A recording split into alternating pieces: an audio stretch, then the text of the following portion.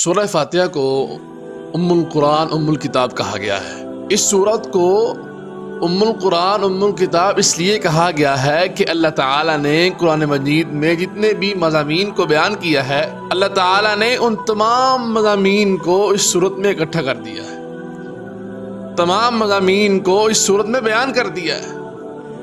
ایک ہوتا ہے دریا کو کوزے میں بند کرنا، اور یہ ہے سمندر کو کوزے میں بند کرنا۔ اللہ نے قرآن مجید میں جتنے مضامین کو بیان کیا وہ ان 7 آیات میں تمام مضامین ہی بیان کر دیے۔ الحمدللہ رب العالمین الرحمن الرحیم، اللہ تعالیٰ نے ان آیات میں اپنی حمد و ثنا بھی بیان کر دی اور عقیدہ توحید بھی بیان کر دیا۔ مالک یوم الدین، اللہ رب العالمین نے اس آیت میں عقیدہ آخرت بیان کر دیا کہ مرنے کے بعد انسان کو پھر زندہ کیا جائے گا۔ اس دن میں مالک، بادشاہ، حاجت روا، مشکل کشا کون ہوگا؟ اللہ تعالیٰ۔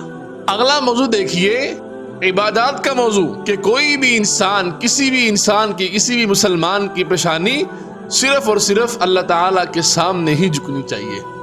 وہ عبادت کرے تو صرف خدا بند یکتا کی، ایاک نعبد و ایاک نستعین۔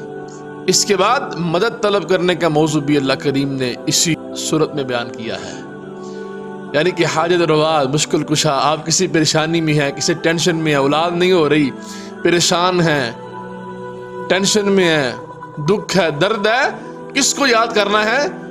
اللہ رب العالمین کو۔ آگے اللہ تعالیٰ نے انسان کی کامیابی کا راستہ بھی اسی صورت میں بتلا دیا۔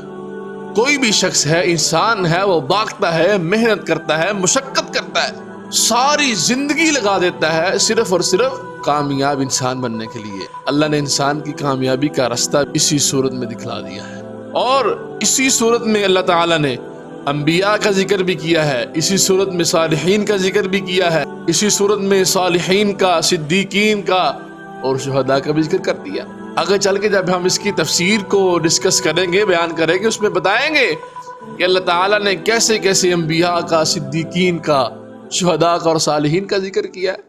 اس کے بعد اللہ تعالیٰ نے ان لوگوں کا ذکر کیا جو اسلام کے دشمن ہیں، جو انبیاء کے دشمن ہیں، جو کھلے عام دشمن ہیں انبیاء اور اسلام کے، یعنی کہ اللہ رب العالمین نے قرآن مجید کے تمام مضامین کو اس صورت میں بیان کیا ہے۔ اتنی فضیلت، اسی لیے اس صورت کو ام القرآن کہا گیا۔